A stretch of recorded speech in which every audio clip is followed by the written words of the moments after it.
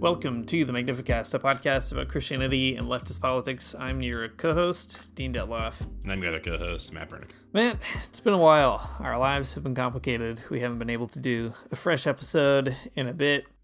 And what's going on over there across the pond, as they say in Scotland? People in Scotland are always saying that across the pond. Man, what is going on over here? I don't know. All kinds of stuff. We got haggis, we got kilts, we got bagpipes. This past weekend, it was my son's birthday, so we did something kind of interesting. We went away to this kind of like big hotel, I don't know, and had a birthday weekend for him, and that was really fun and sweet. And the big news is he and I did the zip line at this hotel. They have a big outside rooftop treetop course that you can kind of go on. There's a big zip line, and some of us were pretty afraid, but we did it anyways, and we faced our fears. We got to the bottom of the zip line, and it was a great feeling. So, pretty good. Great job up there in the rooftop treetop hotel. That's exciting. Did you feel, as you were zipping along, that you just had any particular epiphany facing your big fears? No, it felt like a lot of escapism. I would I was up in the treetops in the Scotland woodlands, and whatever up there. Donald Trump can't hurt me. Not like physically, I guess. Not that he was like physically after me, but like psychically, I guess. Psychically, the news can't hurt me. I'm in the treetops. Psychically, I don't care about what's happening down there on the ground because I'm on the zip line.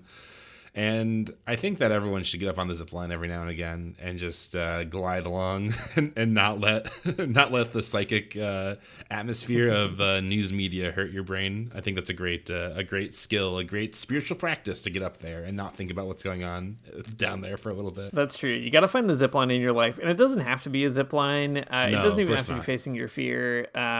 You can do whatever you want, but I agree. I think people need a permission to just unplug, chill out, and reset the vibes. Otherwise, man, you're gonna get really old by the end of these 4 years. You know, presidents, they always look really old, like way older at the end of their first term. And you don't want to look as old as them. And we know that Donald Trump, he's going to look absolutely bonkers at the end of these 4 years. And the trick is to not look as bad as he does at the end. The guy that already looks like the Crypt Keeper. But yeah, it's going to be way worse. Yeah, Dean, do you have a zip line in your life that's that you're gliding over all the problems of the world up above? Yeah, it's been snowing a lot here in Toronto this winter, and that is great because it has not been very snowy in many years. And I feel like my zip line is just sort of like staring arbitrarily out my window in a way that might be disconcerting to my neighbors, but is very comforting to me, admiring the fresh fallen snow. I feel like every weekend there's just a huge big pile of new snow, and there's nothing better than it being like 1 a.m. and everybody's quiet, nobody's outside, and you're just like, whoa. What a snowy atmosphere. So I guess that's my zip line for now. Just kind of allowing the beauty of the winter to take me out of the terror of the day. It's a boring ass zip line, dude. You should try a real You'd zip line sometime. You'd be surprised. It gets pretty wild when you're just inside. Actually, you can zip a lot farther than any zip line in real life. That's true. Mentally zipping around there. It's maybe more scary than being on top of a tree. Yeah, it's true. The chasm really opens up if you're not careful, so you gotta steel yourself for that. Like 2 weekends ago, I went for this sort of long walk, this hike, and I forgot my headphones. And I did just have to sort of be with my thoughts for a while without listening to music or a podcast, and it was death-defying. It was very scary. Yeah, well, hopefully you can find the zip line in your life out there, dear listener, whatever it might be. As exciting as actually zipping along, or as exciting as confronting your own inner demons or avoiding them in winter. But you're going to need that zip line, whatever it is. So maybe pause this podcast, go find it, because we are going to talk about some current events, and the events are bad, the vibes are bad these days, and we're just going to get through a few of them. I mean, we were talking about which ones to talk about, and the list was too long, and we're not going to talk about all of them. We're going to talk about a couple of them, and then maybe we'll gesture toward a bunch of them. I don't know. We'll see what happens here. But I guess the key is that you're going to want that zip line handy. And at any moment in this podcast, you can just press pause. You can zip your way from one end to the other, maybe listen to a couple more minutes, zip on back. I don't really know how zip lines work, but in your mental zip line, you can definitely make them go in either direction, which I think is also a good argument for the superiority of constructing one up there. You can take it with you. But that's the goal of this one. We're going to get into it. Does that sound fine, Matt? Do you have your own mental zipline ready? Can you envision the zipline at the hotel in the Scottish treetops in your brain? Oh, big time. Yeah. Yeah, I think so. It's in there. I can just pull the ripcord at any time if I need to get away from this idea.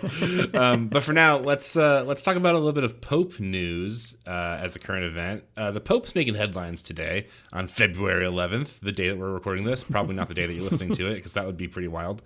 Okay, here's the news. The Pope wrote a big letter, kind of subtly scolding something that U.S. Vice President J.D. Vance had said previously.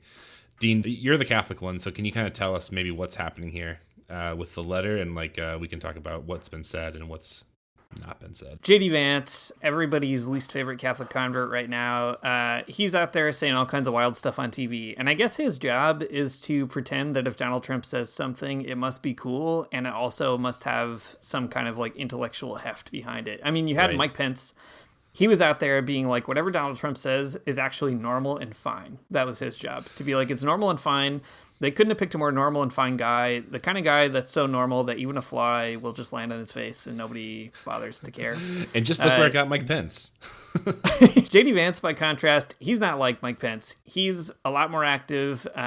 He's got he went to college, but has some made up story about how he used to be poor. It's all very confusing to everyone involved. But the thing is, I think his kind of goal, right, or what his function is to sort of spin the Donald Trump stuff as though it's more intellectual or more, more kind of youth fashy in a cool way than you might otherwise think. And he did that very recently with all the news around migration. So Trump has been threatening mass deportations and an extremely draconian fascist immigration policy for a long time. And guess what? He's going to do it. He's out there doing it right now. And people are preparing for that. Lots of awful signs around the U.S. And so the way that J.D. Vance decided to spin this was to go ahead and kind of try to root it in an old-timey, medieval, respectable Christian idea called the Ordo Amoris, or the Order of Loves. And the way that J.D. Vance explained it is like this. He says, as an American leader, but also just as an American citizen, your compassion belongs first to your fellow citizens. That doesn't mean you hate people from outside your own borders, but there's this old school concept, the Ordo Amoris. And I think it's a very Christian concept, by the way, that you love your family, and then you love your neighbor, and then you love your community, and then you love your fellow citizens in your own country, and then, after that, you can focus and prioritize the rest of the world. This is J.D. Vance's idea. And immediately, I think conservatives kind of latched onto this because it's sort of rationalizing something that is fundamentally crazy or irrational.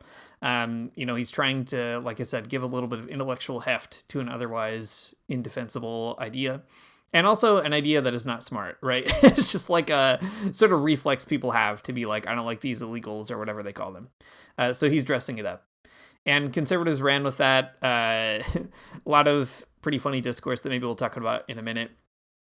Do I have it right so far, Matt? Any other Vance discourse before we get to the Pope's big reply? No, that's exactly right. He's said this on more than one occasion. I think it's important to say this is not just a one-time thing he tweeted. He did tweet it, but he's also made the statement and kind of doubled down on the whole thing. So J.D. Vance, there's no escape. You've said the thing, and now we're all mad at you. And not only are we mad at him, but even the Pope is mad at him. So Pope Francis today on the 11th, he sent a letter to the U.S. Conference of Catholic Bishops, who have also, for what it's worth, been kind of in a really bizarre situation in the last few months. We can talk more about that in a minute. But the Pope sent a letter to them, basically kind of affirming that they're in a tough spot. which, first of all, is already pretty interesting. We didn't get a letter like that, as far as I remember. I could be wrong. Maybe it just didn't make headlines, but I don't recall seeing a letter like that from the Pope during the Biden presidency, for example. And what is in the content of the letter is really a sort of not so subtle indictment of the comments of J.D. Vance, and also a not so subtle warning to the U.S. bishops to kind of not go along with that, but sort of premised in a kind of, more positive way. It's not like the Pope is like wagging his finger at the bishops or anything like that, but he is issuing a pretty important clarifying note, if you will. This is the art of papal diplomacy. So in the document, he says this: Christians know very well that it's only by affirming the infinite dignity of all that our own identity as persons and as communities reaches its maturity. Christian love is not a concentric expansion of interests that little by little extend to other persons and groups. In other words, the human person is not a mere individual, relatively expansive, with some philanthropic feelings. The human person is a subject with dignity who, through the constitutive relationship with all, especially with the poorest, can gradually mature in his identity and vocation. The true ordo amoris that must be promoted is that which we discover by meditating constantly on the parable of the Good Samaritan. That is, by meditating on the love that builds a fraternity open to all, without exception. Lots of other stuff in the letter, but this is the key passage. And, I mean, invoking the Ordo Amoris and saying that there's a true version of it that is literally the opposite of what J.D. Vance has to say about it, I think is pretty clear and also very interesting. J.D. Vance, as I mentioned, is a convert to Catholicism. Man, it's got to be wild to convert to a religion, and then the head of that religion, who is a pretty important guy, just takes the time out of his day to explain that you are wrong to all the other heads of your specific religion. Whether or not that will, I don't know, unify the bishops against the kind of vision of J.D. Vance, who could say? But to their credit, a lot of U.S. bishops have been pretty outspoken, including conservative bishops, about the abuse of migrants and not wanting the president to do that sort of thing. There is this kind of interesting, schism even within U.S. Catholicism, where the hierarchy seems to be kind of coalescing around at least this item, that immigrants are good, they're not criminals who should be abused, and so on. And a kind of political Catholicism that is, almost like abusing Catholic ideas or the ideas that stem from the history of Christendom in such a way that they're sort of riding on that power and exercising that power, or trying to, against poor people. So anyway, wild to have the Pope just write a letter to all the other bishops in the U.S. being like, what the vice president said, that's messed up. He's wrong. Yeah, it is great to have a papal subtweet. That's very nice. I think it's something we can definitely all appreciate. It is a small zip line out of the situation that you might be in. Just a small one, though. I mean, it's a nice letter, and I think that what the Pope says is great. I really actually like the line that the human person is not a mere individual, relatively expansive with some philanthropic feelings, which is like kind of like a sick burn, I guess, of the modern liberal conception of like what people are. So anyways, I like that a lot. The degradatory philanthropic feelings is very funny to me. I like that as sort of a burn. Yeah, it is such an interesting thing to see happen. I hope that JD Vance feels as stupid as this is making him look, but I doubt that he is. It's such an interesting thing to see people who are not, I guess, on the left trying to wrestle with this. I've seen some posts on Reddit. I've seen some posts on Blue Sky. I'm not looking at Twitter anymore. I'm ziplining above it. But yeah, it is interesting to see people kind of like trying to figure out like, but aren't people who are illegally who've illegally immigrated to the United States, aren't they criminals? And isn't that a complication to all of this? And lots of weird sort of like wrestling with these categories of immigrant and like legality, and like what does it mean to have to be like a person who loves other people. I don't know, the whole thing is such a bizarre like missing of the point I think in general, people will argue about what the parable of the Good Samaritan means when literally somebody in that parable is asking Jesus this exact question, who is my neighbor? It's just, I don't know, like really going out of your way to just kind of like smash your own foot with a hammer or something, trying to miss the nail on purpose. I don't know. It is a very bizarre thing to sort of see play out within the discourse of people just getting it wrong on purpose, know that they're doing that, but not really caring. I don't know. It's very funny. It is. And like I said, it's, it's revealing this really strange moment in the Catholic Church in general, I think, because like even Cardinal Dolan, who's in New York and is like an arch conservative, like a conservative among conservatives, even he had gone out of his way earlier this month in February to criticized JD Vance, who Vance had suggested that the U.S. Conference of Catholic Bishops was like doubling down on resettling illegal immigrants because they receive federal funding, that it was like, they care about their bottom line or whatever. Right. And an incredibly wild thing to just accuse the leaders of your religion, again, the one that you picked on purpose, to accuse them of being so cynical as to just like be in it for the money or something. And as I said, Dolan went out of his way to criticize Vance on that point, which I think is fascinating because Dolan had also prayed at the inauguration of Donald Trump, kind of tacitly, or not so tacitly, explicitly giving some Catholic credence to that whole event. And I mean, it's fascinating to me because so much of the Catholic Church over the course of the Trump election was going out of its way to support Donald Trump, which is really fascinating for a lot of reasons. And in the end, more Catholics voted for Trump than for Harris. Not a gigantic proportion, but definitely a majority. And now they're being rewarded with the vice president, who is also Catholic, just like constantly saying dumb shit and getting, abused by the Pope now, or chastised by the Pope, that is. And I don't know, it's just like a really wild thing to be like, be careful what you wish for, I guess, because it's a real kind of leopard at your face moment or whatever. But yeah, fascinating for everybody involved, I think, for the Pope to be openly chastising Vice President Vance. It's great. It's always great to see like papal power being used for something that is like constructive. Maybe a rare historical event, honestly, but cool. I'm here for it. Can we actually let's talk about this one extra step that I think was just revealed to me very recently, that JD Vance said all the stupid stuff that we don't like, that we hate, that we think is dumb, and the Pope thinks is dumb too.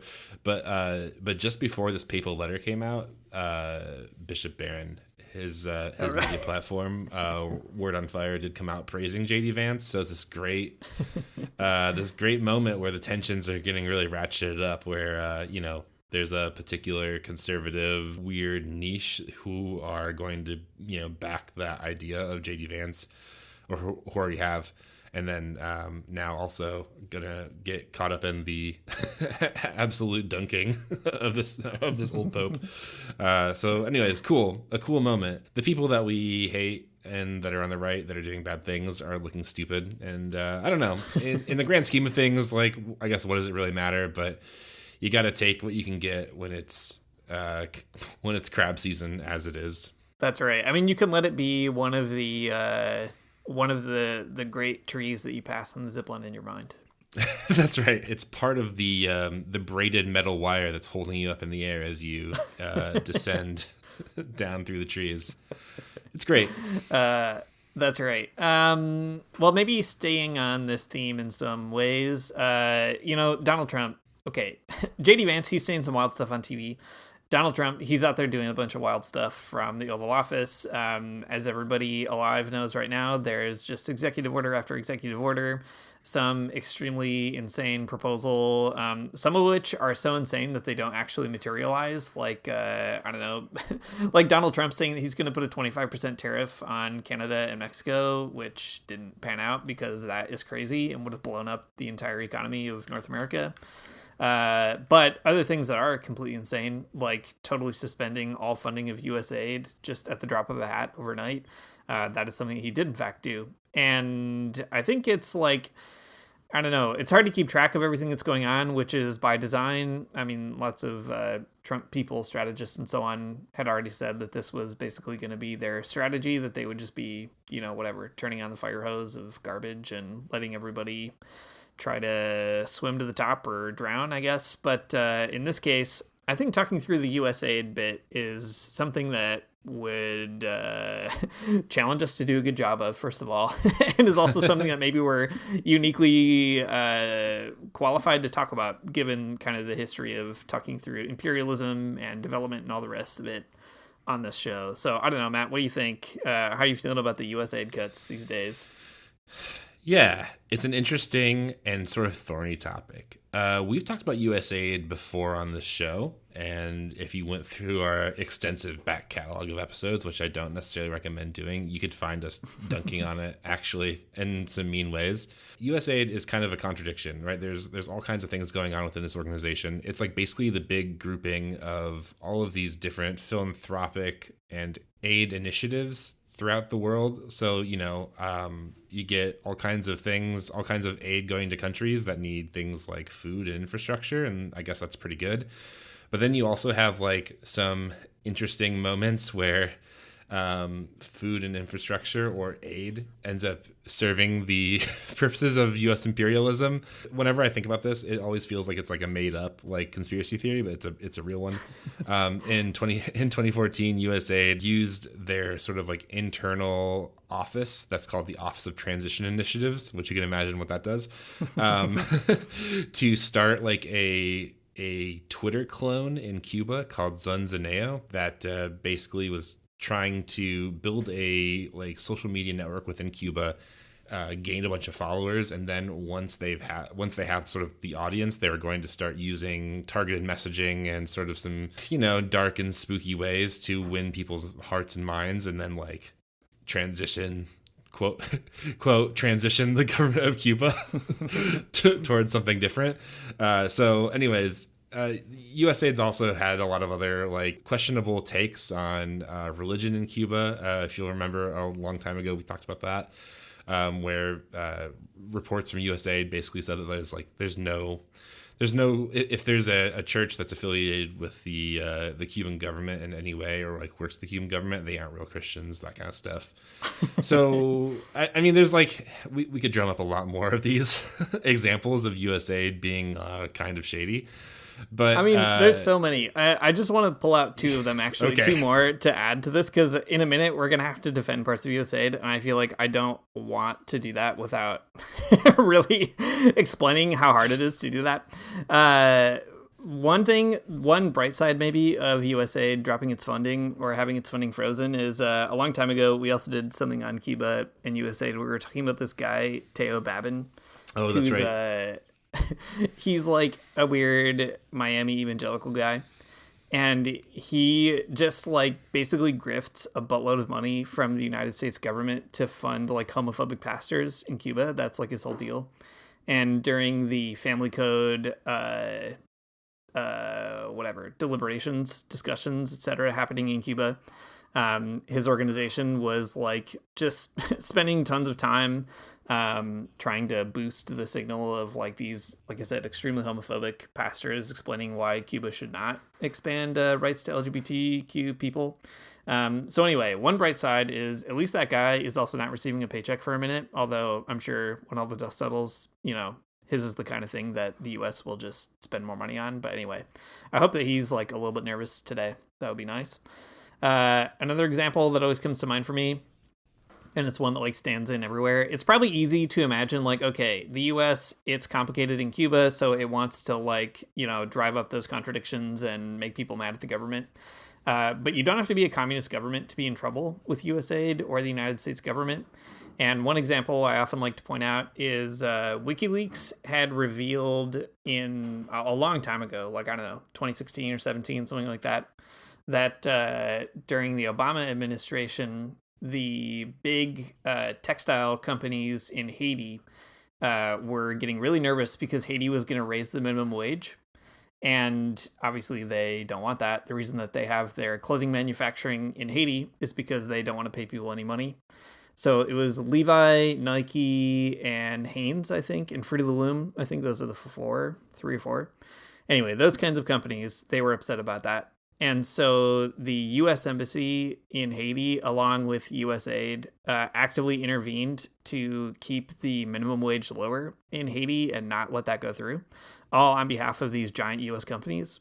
And they did it. They managed to pull that off. So anyway, just like an important thing to note, because USAID is basically like a soft power agent for the United States government. And even the good things that it does, which again, we'll talk about in a minute, they run cover for all these very bad things. And I think that is actually not good. All this stuff is like mixed up in the same pot, but that's the strategy of it as well. So anyway, those are all the bad things, and I'll leave it to you, Matt, to figure out how we transition to talking about the other things. Oh yeah, thanks.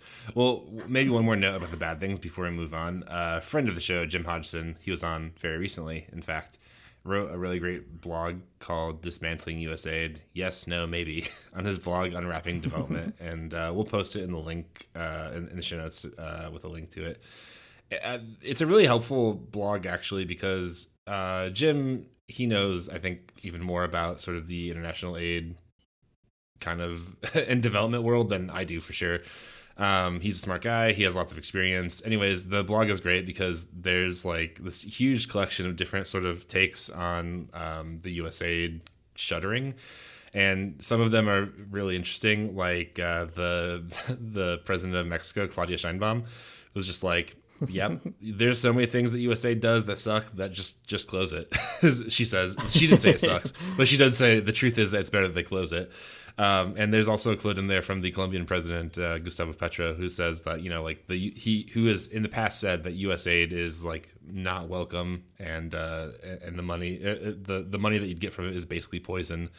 So some good context from the I don't know, from Latin America, from Central America, good stuff.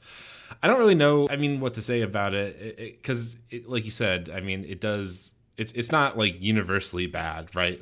Like literally people will die and starve because of funding cuts to USAID. But at the same time, you know, it will also stop the imperialist work of the United States, the soft power agent, as you said. So I don't know. It's just like one of those big contradictions of capital, of trying to be sort of like an upstanding and righteous looking liberal democracy, where of course you've got to have some kind of like program to help people out there or whatever. But at the end of the day, you know, it's it's got its ups and downs, and some truly ups, like some things that are truly good funded by USAID, but also some things that are, you know, absolutely evil as well. A complicated contradiction of an organization. Yeah, for sure. Maybe to talk a little bit more about some of the good stuff, which I think does matter, especially in this moment, and kind of ties back to what we were talking about earlier. The biggest recipient of funds from USAID is Catholic Relief Services in the United States, and I think that is actually a pretty big deal.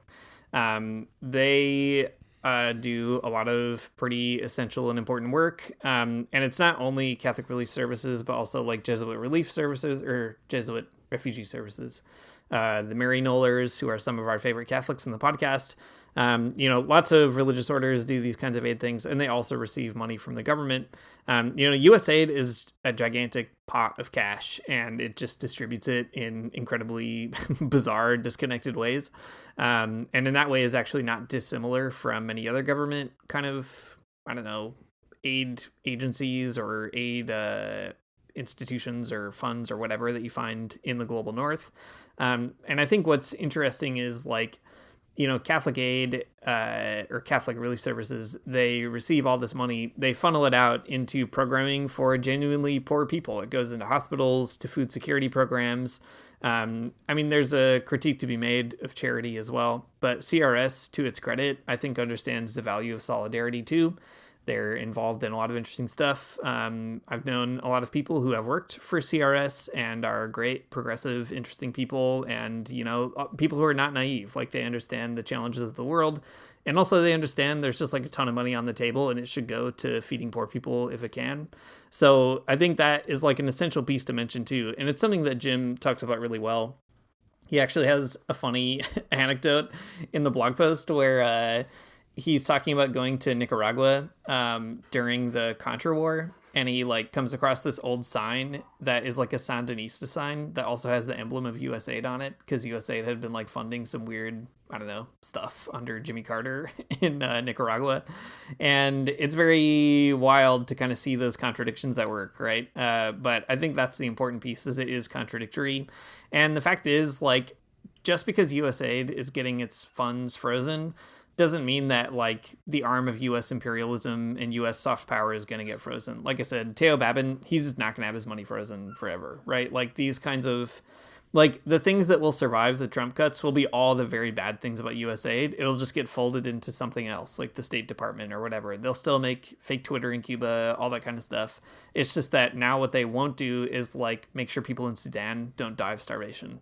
And I think that's the piece that even some people on the left are kind of missing here, that like, you know, it is very funny that, you know, Scheinbaum and Petro are like, yeah, USAID, let it go down. But the thing is, the stuff they don't like about USAID is not going to go down. It's actually going to get doubled down on in the Trump administration. And I think, you know, we have to be like, I don't know, basically intelligent about all that as well. Not to say that they're not basically intelligent, just to say that like, I don't know. It's all very complicated, and the complications matter because people's lives are literally at stake. Well, it's also a difference of perspective too, right? Like Gustavo Petro is like, you know, the president of Colombia, and we're just two guys over here, you know, a different perspective altogether. Yeah, I think that all makes sense. The bad stuff isn't going away. I mean, I think you have to take it at the spectacular function of it as well, right? Like shuttering something like USAID is like it's a signal to the woke that you guys are done. Your days are numbered. You're doing good stuff with government money. I don't think so. It's all basically waste. I mean, that's got to be a huge part of it, right? It's just like kind of the show of demonstrating to people that there's like sort of a new era of government, and the new era doesn't care about, you know, these types of priorities, because like in the grand scheme of things, USAID is an extremely small amount of money. Like in the national budget, it's like less than 1% or something, you know. So it's not like there's a whole vast amount of fortunes to be found, you know, to fund, I don't know, whatever it is that the Trump administration wants to fund. It's just not there. It's just not that much money in the grand scheme of things. So I don't know.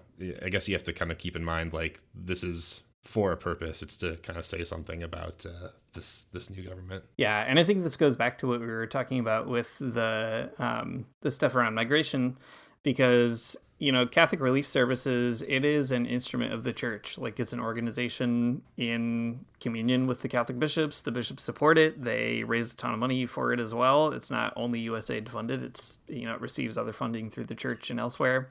And I think that is another kind of challenge here, that, like, you know, a lot of U.S. Catholics voted for a president who is now systematically gutting one of the biggest Catholic contributions to global charity and solidarity in the world, you know, through Catholic Relief Services.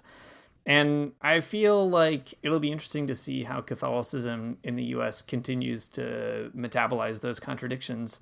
I mean, you also see, like, the Trump administration is doing all this wild stuff about, you know, erasing trans people from existence, essentially, and that is all extremely bad. And there are voices in the Conference of Catholic Bishops that are very loudly praising that with their platforms and authority and all the rest of it. But they're also just kind of allowing all these huge efforts to kind of fold. And I feel like it's really going to challenge U.S. Catholicism to, like, reckon with its soul in the next 4 years, which, you know, they may or may not do a good job of that, but the opportunity is there. And I think it will be interesting to kind of parse out, like, yeah, how, you know, does the church just kind of go back to being like a one issue voter the way that it was? Or does it kind of understand that actually things are a lot more complicated? Yeah. Yeah. It will be interesting to see how people take up these bits of discourse and these, like, sort of moral and ethical calls that they, you know, at least say that they are interested in. It's such a hard thing for me to actually gauge for a few different reasons. Probably one, because I'm in a different country on a different part of the world, but also it's hard for me to really get a feel for, like, if people kind of know what is actually happening. Like, I know the USAID stuff has been in the news so much, but I don't know. Oftentimes, normal people who aren't like online or as obsessed with politics, I guess, just, kind of miss some of this too. Yeah, it's a very good question. I really don't know. But I think that at the very least, like, some of those things do creep out. Like, is your average person really going to know anything about USAID? Probably not. But they are probably going to hear something about Catholic Relief Services in their parish. That's true. If they're like a average Catholic. So who Yeah, knows? that's true. And it's not just Catholic charities either. I mean, Lutherans and others have been under attack as well from the same, the same cuts. Man, it's so crazy. I feel like there's like about 13 other news stories that we could also talk about. This is completely as an aside, but I did see this video earlier today of of Trump signing an executive order to declassify the JFK and also Martin Luther King Jr. files. Awesome. It's just like, I guess, and that happened in January, like on the 23rd of January, and I've only just now learned about it. And I guess like that is such a great representation of like the tsunami of wild shit just being like poured out into the media atmosphere, because it's like there's so much going on constantly. I cannot keep up with any of it. And like something that is absolutely bonkers huge, like declassification of JFK and Martin Luther King Jr. assassinations, like that is kind of a big deal. I feel like everyone should have known about that, or maybe I should have known about that. By the way, the video of it is like extremely funny because Donald Trump is just like the like the doofiest guy on the planet. He signs this giant piece of paper with like a Sharpie marker, and he's like, he just says, everything will be revealed. And then he hands off this big Sharpie marker to RFK, and just like, there, like a little souvenir there for you, bud. And that's it. Awesome. It's insane. I don't know. It's just like, there's so much stuff happening out in the world. And like, I can't even like keep up with the big stuff that's happening. This is the worst thing about Donald Trump. It's like, if he was a left-wing guy, he'd be so cool. Like, I wish that we had our own kind of US, like Hugo Chavez, just like a huge weirdo in office who's willing to make a big show of doing something awesome. Like, imagine if Joe Biden was like, and now everyone has public health care, and like, I don't know, see you at the doctors, and he hands over a big stethoscope to somebody. Like, that kind of spectacle is something I really wish that we could have on the left, but we don't. We just have really boring old people in office instead. That's true. Yep. Well, we have all these old people in office that are not good, but they're on the right. And the left too, honestly, and maybe not the left, just the Democrats in general is who I'm talking about. They're not good. They're not doing anything. The other right. The two rights of the United States political system. I don't know. How do we make sense of this whole situation, Dean? Like I said, there's like this huge tidal wave of stuff always happening. Like, they're literally going to tell me who killed JFK in like a few months. So I don't know. Like, wild stuff just keeps happening. How do we figure out how to deal with it, like mentally ourselves, processing it, but also like more generally, how do you figure out the way through it? Because the left has to find some kind of way to like organize in the midst of all of this stuff, and I don't. Yeah, it's going to be wild when that does really come through and RFK reveals it, and it's going to end up being like, I don't know, he ate too many Cheetos and his head exploded. That's going to be the RFK explanation. It's just not going to be great. Do you think that RFK will be standing in front of like a giant, like he'll have like a giant billboard sized like graphic of it, and he'll have like a sheet over it, and he'll just unveil it for everyone to see? I think that would be. He'll have his own big Sharpie, and he'll underline it. That sounds good. Okay. I just hope that whatever happens, there's a lot of sort of like RFK Riz behind it. That guy is completely Rizless, but maybe for the occasion he could muster up a bit of it. It would be nice. I think there's like probably 100 things we could say about how to survive an extremely bad situation, but to me, I have been surprised looking back at liberation theology, and just today I was reading some stuff from Pedro Casadaliga, the bishop in Brazil, who died not too long ago. He wrote a book about liberation spirituality, and then so did John Sabrino, and so did Juan Segundo. They're all writing these spiritualities of solidarity. And some of the advice they give is like pretty boilerplate stuff. I don't know. It's good. You should be into solidarity. It'll save your soul, all that kind of stuff. But I actually think that boilerplate messaging is pretty good and pretty important.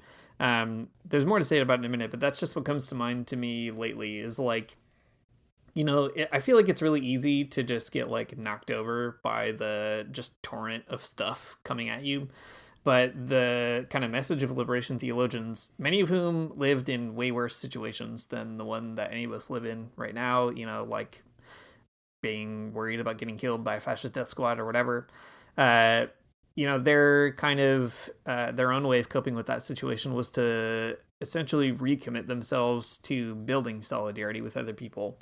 That instead of kind of passively just taking the insanity of it all, like, taking the brunt of it in your face, you sort of get out there and build a bigger group of people capable of kind of, not only dissipating the harm of it, but like pushing back against it. And I think that's at least something I find in my own life has been really like carrying me through, is that when all the awful stuff just feels like too much, it's really helpful to me to like go to an organizing meeting or be on a call of people trying to figure something out. As boring as those things are, there is a kind of empowerment that happens when you're like, all right, there's at least like 20 other people in this room who think that this is not cool, and they want to figure out like what specifically has to get done in order to, push back in some way that's meaningful. So I don't know. That's where I'm starting from, at least, is that spirituality and solidarity, they go together. And it's kind of the spiritual discipline over the next 4 years to be like, I'm not going to get sucked in to the kind of insanity of it all, but instead I'm going to, plant myself with a bunch of other people and figure out how to resist all that. Going to an organizing meeting, you should do that for sure. I'm endorsing it right here on this podcast. There's all kinds of like right wing insanity that you'll have to face, I guess, in the next 4 years. We kind of have seen what some of it looks like already, and it's like a lot. It's a barrage of all kinds of stuff, right? And I think that sucks, and kind of figuring out how to like take care of your own mental health and like get on the zip line is so important for you to do. But I also want to, not only should we be warning people about like right-wing insanity, but also left-wing insanity. And by left-wing insanity, I mean like performative posting about like going to a protest or something and making sure you don't sign up for anything, or like how you should bring your own gas mask to a protest or something. I don't know. There's like there's a lot of alarmism on the left, especially about like being a little bit of a squeaky wheel. Like if you go to a protest and you're going to go out there and chant some things about Donald Trump, I don't know. That's fine. You should do that and not be too worried about it.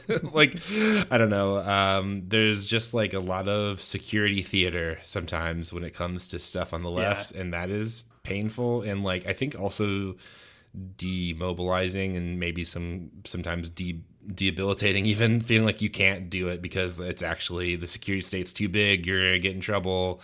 They're going to put it on your permanent record that you went to the protest or something. Anything that makes you feel like you can't talk to other people about the real grievances and real problems that you have in the world, or the things that you're seeing that might be scary, I think is bad. And you shouldn't listen to those things. You should definitely find ways to talk to people and not be afraid to do it. Yeah. I mean, I do think like OPSEC is real, and it's kind of maybe on a spectrum of stuff. Like, totally. I don't know. I've been in groups where like, you should definitely not be clearly identified as part of that group for a variety of reasons, or you should be maybe suspicious of one person or another. But I agree, like 9 times out of 10, especially if you're like, I don't know, not doing something really all that significant, you can kind of just forget about it, and I think there's also probably some other pieces to all that, like the FBI was hounding Black Lives Matter activists and all that kind of thing, and there's a racial element to all that too. But by and large, people shouldn't let their kind of like, you can definitely overinflate like the gravity of, I don't know, talking to your neighbor or something. That's exactly what I mean, I guess. Like if this is your moment where you're like doing political things for the first time and you're thinking about whether or not you should go to a protest, you should definitely go and not be worried about, the minor repercussions. But yeah, I mean, of course, there are real OPSEC related fears to have. But I feel like if you're in a space where you should, where you're having them, you already know. You're kind of, you've gained the political education. Yeah, that's true. When you've gotten that far in, maybe. That's right. That's right. Yeah. I think too, like, the other bit you said though about just being willing to be cringe and like care about stuff, I think is key. I think the first Trump term was really, it was for me anyway, I should speak confessionally. For me, it was definitely a challenge about like how cynical can I really become before just becoming the worst version of myself around myself and others. You know, you're just like, this is bad. It's bad to be here, and I don't know, I'm bad to be around. And I think that like one, maybe this is just like me getting older or like growing up or whatever, or just having become a better organizer.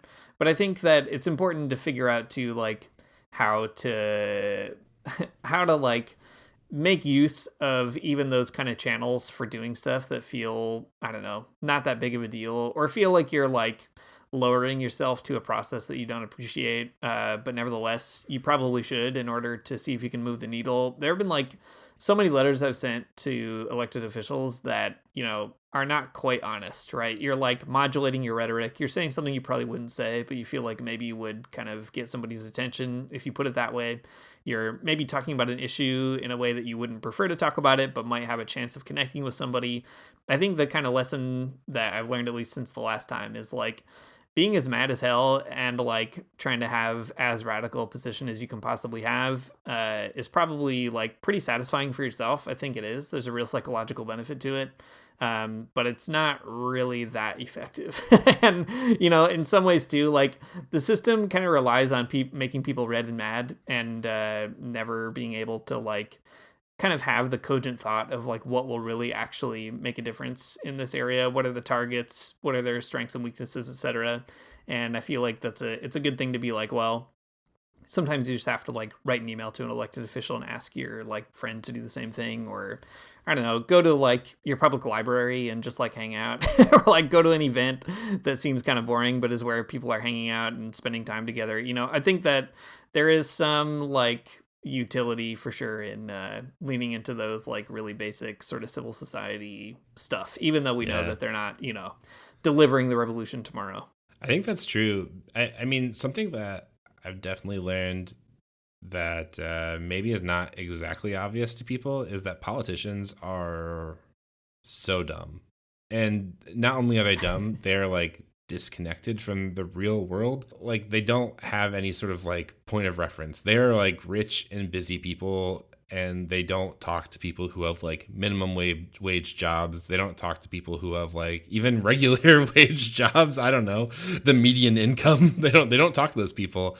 So if you can do something that is like mildly persuasive to actually connect with their brain and make their staffer pass it off to them, or like you know, condense it down or something, it's worth doing, because I don't know, you never know, I guess, what will happen in the end, or if you can like get them to do something different. Yeah, I mean, like I think it's also just a matter of figuring out what is strategically useful. Like, for example, I mean, if I'm writing a letter to like my Republican representative about the blockade on Cuba, I feel like, you know, you might be like, I just shouldn't do that. Like, there's no point in doing it. They're never going to listen to me on that. And like, yeah, they probably won't. There's probably nothing you can say that's going to like turn the tide. But I do think it's valuable to think about like, okay, what does this person care about, and what are the arguments that would convince them to do something?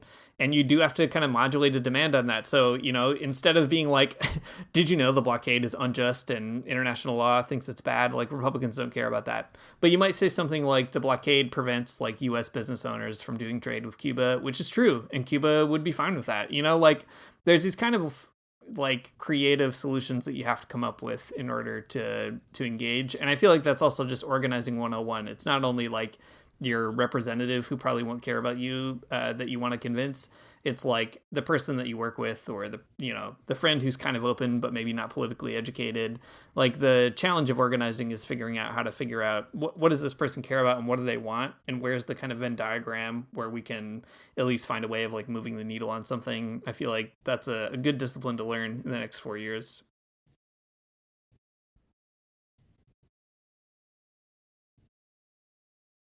Thanks for listening to Magnificast. If you like what you heard, you can support us on Patreon, patreon.com/the Magnificast. If you support us at $1 or more, you can get an invite to our cool behind the paywall Discord channel where we're talking about all kinds of stuff. Actually, I don't know what's going on there this week. Like I said at the beginning of this episode, I was away all weekend, and I saw that people were talking about liberalism and fascism, but I don't know about any of it because I was on the zip line. But you can learn about all of it by getting in the Discord channel. Our intro music is by Mario Armstrong, and our outro music is by The Logical Spoon, and we'll see you next week.